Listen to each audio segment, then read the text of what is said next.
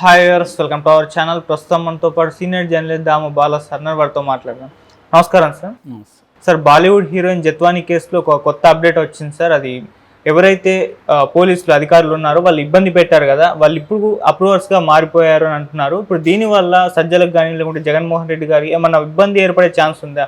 అసలు వీళ్ళు ఎందుకు అప్రూవర్గా మారాల్సిన అవసరం వచ్చింది? వాళ్ళు ఏం చెప్తున్నారు సార్? అసలు అంటే మామూలుగా ఈ ఒక హై ప్రొఫైల్ కేసుల్లో జనరల్గా మనం కానీ పరిశీలిస్తే ఈడీ కావచ్చు, సిబిఐ కావచ్చు, లేకపోతే మిగతా ఇన్వెస్టిగేటివ్ ఏజెన్సీలు కావచ్చు, వీళ్ళందరూ చేసే దాంట్లో ఒక మోడస్ ఆపరెండి కామన్గా ఒకటి ఉంటుంది. మోడస్ ఆపరెండి అంటే మెథడ్.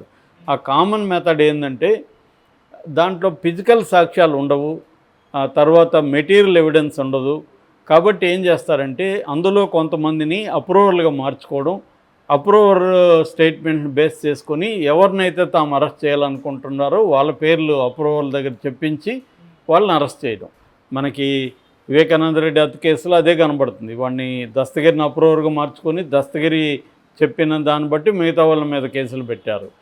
అట్లాగే మనకి ఢిల్లీ లిక్కర్ స్కామ్లో కూడా అదే కనబడుతుంది. సాక్షాత్తు సుప్రీంకోర్టే మొన్న కవితకు బెయిల్ ఇస్తున్నప్పుడు మీరు అప్రూవర్ల స్టేట్మెంట్లు తీసుకొని ఎలా అరెస్ట్ చేస్తారు వితౌట్ కాంక్రీట్ మెటీరియల్ ఎవిడెన్స్ అని కూడా సుప్రీంకోర్టు కామెంట్ చేసింది. అంటే ఇది ఒక మోడస్ ఆపరెండి. ప్రత్యర్థుల్ని మనం వేధించాలనుకున్నప్పుడు వాళ్ళ ఆ కేసులో ఉన్న వాళ్ళని నయానో భయానో బెదిరించి వాళ్ళని అప్రూవర్గా మార్చుకొని వాళ్ళు చెప్పినారని చెప్పి మిగతా మీద కేసు పెట్టడం అనేది జరుగుతుంది. ఇప్పుడు జత్వానీ, కాదంబరి జత్వానీ మనం ఆల్రెడీ చెప్పుకున్నాం. కాదంబరి జత్వానీ ముంబై బేస్డ్ హీరోయిన్, తెలుగులో ఆట అనే సినిమాలో చేసింది. సో ఆమె 3-4 భాషల్లో వచ్చేసింది. వాళ్ళ నాన్న నేవీలో ఆఫీసరు నరేంద్ర కుమార్, వాళ్ళమ్మ ఆశ, ఆమె ఆర్బీఐ మేనేజరు. అలాగే పెద్ద ఫ్యామిలీ. వాళ్ళ అన్న దుబాయ్లో ఉంటాడు, అంబరీష్ జత్వానీ. సో ఒక పెద్ద ఫ్యామిలీ వాళ్ళది. ఆమెకు ఈ సజ్జన్ జిందాల్ ఎవరైతే JSW steel and other commodities ఉన్నాయో, మల్టీ బ్రాండ్, అది మల్టీ బ్రాండ్ కంపెనీ, మల్టీ కంట్రీస్లో కూడా ఉంటుంది, అనేక దేశాల్లో కూడా వాళ్ళది ఉంటుంది. సో అటువంటి అతి పెద్ద కంపెనీలో అదొకటి. ఆ కంపెనీ చైర్మన్ ఆయన జిందాల్, ఆయన సజ్జన్ జిందాల్కి ఈమెకి ఏదో ఉందని సజ్జన్ జిందాల్ మీద ఈమె కేసు పెట్టింది. ముంబైలో బాంద్రా కుర్లా కాంప్లెక్స్ అంటారు, బిఎస్కే కాంప్లెక్స్, అక్కడే కేసు పెట్టింది. దాంతో జిందాల్ జగన్ అప్రోచ్ అయ్యాడని, జగన్ ఆల్రెడీ ఇక్కడ ఈ అమ్మాయితో ఎవరికి సంబంధంలో చూస్తే కుక్కల విద్యాసాగర్ అని గతంలో వైసీపీ తరఫున పోటీ చేసిన అతన్ని పట్టుకుంటే అతనికి ఈ అమ్మాయికి మధ్య కూడా సంబంధం ఉంది. ఇతన్ని ఆమె గత కొంతకాలంగా పెళ్లి చేసుకోమని వేధిస్తుంది, ఇతని దగ్గర డబ్బులు లాగింది అనేది కూడా ఒక కథనం. ఇదంతా కూడా ప్రూవ్ అయితే కాలేదు. ఇప్పుడు నేను చెప్పిందంతా కూడా ఆరోపణలు, మనకి పబ్లిక్ డొమైన్లో ఉన్న సమాచారం. సో జగన్ ఏం చేశాడంటే సజ్జలకు అప్పగించాడు. సజ్జల ఈ కుక్కల విద్యాసాగర్ని పట్టుకొని, అతనికి కూడా పర్సనల్గా ఏమా మీద కోపం ఉంది కాబట్టి అతనికి తెలిసిన చంద్రశేఖర్ అనుకుంటా అతని పేరు, ఒక అతను పట్టుకొని అతను ఒక ల్యాండ్ జత్వానికి అమ్మడానికి ప్రయత్నించినట్టు, జత్వాని 5 లక్షలు ఇస్తానని చెప్పి ఇవ్వనట్టు ఎగ్గొట్టినట్టు. సో ఆ రకంగా జత్వాని మీద చీటింగ్ కేసు ఒకటి పెట్టారు. పెట్టగానే పోలీసులు కేసు పెట్టక ముందే 2 రోజుల ముందే ముంబైకి టికెట్లు బుక్ చేసుకున్నారని, సో ఇక్కడ నుంచి ఫ్లైట్లో ముంబైకి వెళ్ళి ఆమెను తీసుకొచ్చి ఇక్కడ అక్రమంగా గెస్ట్ హౌస్లు పెట్టుకొని టార్చర్ చేశారని, తర్వాత కోర్టు ద్వారా అమ్మాయిని 42 రోజులు జైల్లో పెట్టారని, వేధించారని వార్తలు వచ్చాయి. ఇవన్నీ చేసింది ఎవరు అంటే అప్పుడు ఇంటెలిజెన్స్ ఆఫీసర్గా ఉన్న రామాంజనేయులు, తర్వాత సిపి కమిషనర్ ఆఫ్ పోలీస్గా ఉన్న క్రాంతిరాణి టాటా, డిఎస్పీగా ఉన్న విశాల్ గున్ని, ఈ 3 ఆఫీసర్లు, వీళ్ళతో పాటు సిఐలు ఎస్ఐలు ఉన్నారు.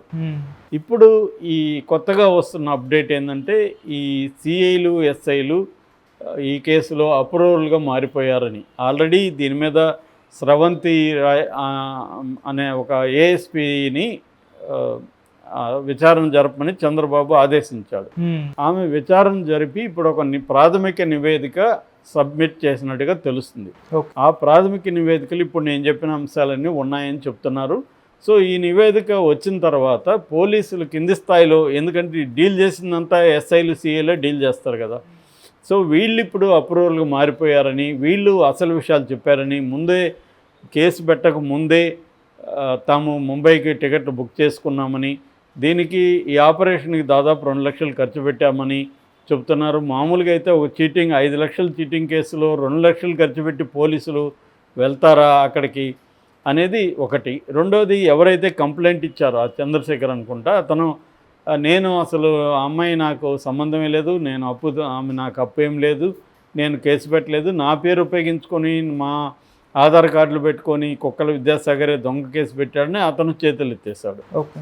సో ఇప్పుడు పోలీసులు అప్రూవర్గా మారిపోయారని చెప్తున్నారు. ఎస్ఐలు సిఐలు అప్రూవర్గా మారిపోయారు. మారిపోయింటే మాత్రం ఈ ముగ్గురు ఆఫీసర్లకి మ్యూజిక్ కనిపిస్తుంది ఖచ్చితంగా. ఎందుకంటే వీళ్ళు అప్రూవల్ స్టేట్మెంట్ బేస్ చేసుకొని ఒక మహిళను వేధించారని చెప్పి స్ట్రాంగ్గా కేసు పెట్టే అవకాశం ఉంది. ముగ్గురిని ఆల్రెడీ వాళ్ళు ఇప్పుడు ఈ 16 మంది వేధిస్తున్నాడు కదా చంద్రబాబు, 16 మందికి ఉద్యోగాలు ఇవ్వకుండా, పోస్ట్ ఇవ్వకుండా రోజు వచ్చి డీజీపీ ఆఫీసులో కూర్చొని వెళ్ళమంటున్నాడు కదా, ఇప్పుడు ఆ ముగ్గురు కూడా దాంట్లో ఉన్నారు 16 మందిలో. సో ఇప్పుడు ఈ కేసు పెట్టి వాళ్ళని ఈ కేసులో కానీ స్ట్రాంగ్గా ఈ వాంగ్మూలాల ద్వారా, అప్రూవల్గా మారిన వాంగ్మూలాల ద్వారా కానీ చేయగలిగితే మాత్రం వాళ్ళకి ఇబ్బంది అవుతుంది. సో ఇది ఇప్పుడు జత్వానీ కేసులో లేటెస్ట్ పరిణామం. దీనివల్ల ఏమవుతుందంటే, ఒకటి ముగ్గురు పోలీసులకు చుట్టుకుంటుంది, వాళ్ళల్లో కూడా ఎవరన్నా అప్రూవల్గా మారినంత మాత్రం సజ్జలకు కూడా ఇది ఇబ్బంది అయ్యే అవకాశం ఉంది. ఆల్రెడీ సజ్జల ఈ కేసుకు సంబంధించి ఈనాడు మీద 100 కోట్లకి, తర్వాత వర్ల రామయ్య మీద 100 కోట్లకి డిఫెమేషన్ కేసు వేశాడు. సో మరోవైపు ఏమో సజ్జల తెలుగుదేశం వాళ్ళు కుమ్మక్కయ్యారని ఇంకొక న్యూస్ కూడా మధ్యలో అవుతుంది. అందుకనే సజ్జల కానీ, సజ్జల రామకృష్ణారెడ్డి కానీ, వాళ్ళ కొడుకు సజ్జల భార్గవరెడ్డి కానీ ఎస్కేప్ అవ్వగలిగారంటే దానికి కారణం వాళ్ళు కోవర్ట్లుగా ఉన్నారని వైసీపీని సపోర్ట్ చేసే మీడియాలోనే వార్తలు వచ్చాయి. కానీ సజ్జలు ఇప్పటికి కూడా, మొన్న కూడా అనంతపురం లో వైసీపీ కేడర్తో, నాయకులతో ఆయన సమీక్ష చేశాడని కూడా వార్తలు వచ్చాయి.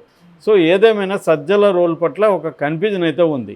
సో ఇప్పుడు చంద్రబాబు ఓన్లీ పోలీస్ ఆఫీసర్ల వరకే పరిమితం అయిపోయి ఈ ముగ్గురు పోలీస్ ఆఫీసర్లని పనిష్ చేయాలి అనేది చూస్తాడా ఈ కేసును ఉపయోగించుకొని?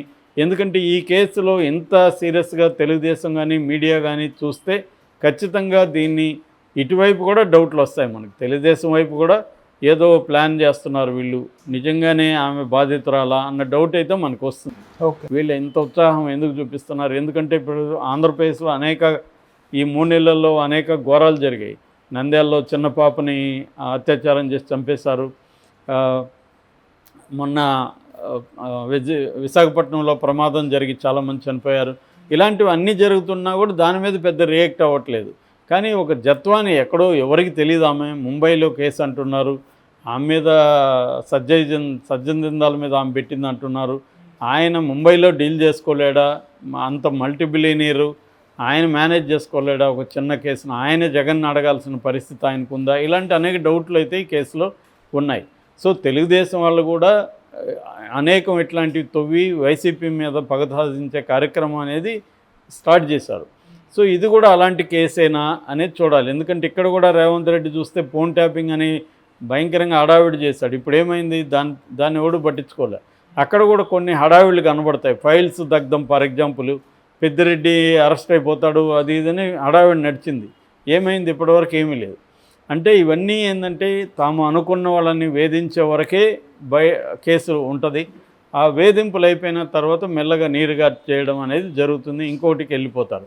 అదొకటి. రెండవది ఏంటంటే తాము ఇచ్చిన హామీల్ని నెరవేర్చలేని పరిస్థితి ఉన్నప్పుడు డైవర్షన్ కోసం కూడా ఇలాంటి డ్రామాలు మీడియా అండ్ పార్టీ రెండు కలిసి తీసుకొస్తుంటారు. అది జగన్ కూడా బ్రహ్మాండంగా డైవర్షన్ పాలిటిక్స్ చేశాడు. ఇప్పుడు తెలుగుదేశం కూటమి కూడా అదే పని చేస్తుంది. ఇక్కడ కూడా కాంగ్రెస్ కూడా వీళ్ళు ఇచ్చిన హామీలు నెరవేర్చలేనప్పుడు ఈ ఫోన్ ట్యాపింగ్ లాంటివి తీసుకొస్తుంటారు. ఇవి కామన్గా అన్ని పార్టీలు కూడా చేసే టాక్టిక్సే.